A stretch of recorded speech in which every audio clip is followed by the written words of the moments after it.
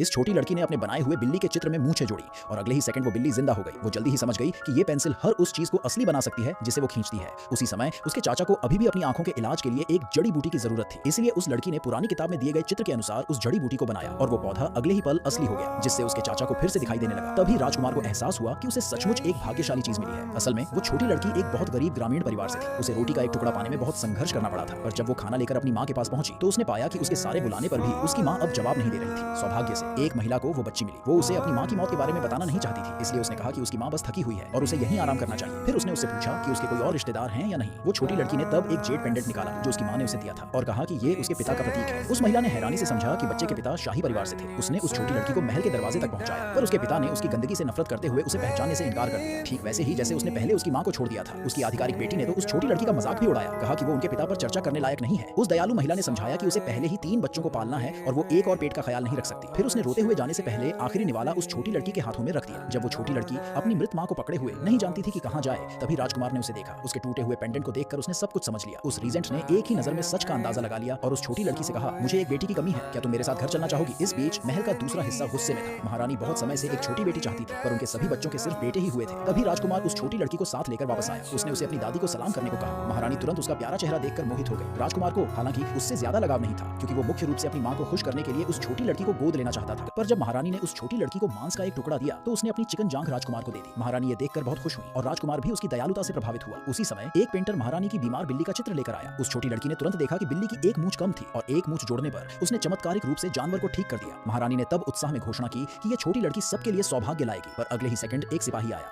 और सरहद पर गार्डों की हार की खबर दी। जब राजकुमार चिंतित था तो उस छोटी लड़की ने पाया कि वो बिल्ली की भाषा समझ सकती है। बिल्ली ने उससे कहा, अगर तुम्हारे चाचा युद्ध में जा सकें तो सरहद की समस्या हल हो जाएगी। पर उसके चाचा 1 साल पहले आंख में चोट लगने के कारण अपना सारा आत्मविश्वास खो चुके थे। जब वो छोटी लड़की वहां पहुंची तो उसने उसे निराशा में रोते हुए पाया। आने वाले दिनों में वो लगातार उसके पास रही और यहाँ तक कि उसने 1 साल से बंद पड़ी खिड़की भी खोल दी, जिससे फूलों की सुगंध अंदर आई। उसके सांत्वना से उसके चाचा को धीरे धीरे उम्मीद मिली और उन्होंने नया इलाज लेने के लिए हाँ कर दी। उस छोटी लड़की के ड्राइंग से पूरी हुई आखिरी हथियार से उनकी आंखें आखिरकार ठीक हो गई। फिर वो तुरंत युद्ध के लिए निकल गए और जीत हासिल की। राजकुमार जानता था कि ये सब उस छोटी लड़की की वजह से हुआ है कि उसके चाचा को फिर से दिखाई देने लगा और इतने समय तक साथ रहने के बाद उसने पहले ही उसे अपनी बेटी मान लिया था। इसलिए उसने फैसला किया कि जनरल का जश्न मनाने के लिए 3 दिन बाद एक दावत रखी जाएगी और वो वहाँ उस छोटी लड़की की पहचान का आधिकारिक तौर पर ऐलान करेगा। पर जब समारोह शुरू हुआ तो वो छोटी लड़की अंदर आते ही अपने पिता की दूसरी बेटी से मिली। उसने उसे अपमानित किया और उसे नीचा दिखाया। ये खबर जल्द ही राजकुमार के कानों तक पहुंची, जो भयंकर गुस्से में आ गया। दूसरी तरफ महारानी और जनरल को भी ये खबर मिली और वो भी गुस्से में दौड़ पड़े। पर उसका पिता पहले आया। उसने देखा कि छोटी लड़की ने उसकी आधिकारिक बेटी से झगड़ने की हिम्मत की है, तो उसने उसे माफी मांगने के लिए घुटने टेकने पर मजबूर कर दिया। कुछ न समझते हुए मेहमानों ने पिता का समर्थन किया, बिना ये जाने कि उन्हें तुरंत अपने रवैये पर पछतावा होगा, क्योंकि जिस पल वो सौतेली माँ ने उस छोटी लड़की को मारने के लिए हाथ उठाया,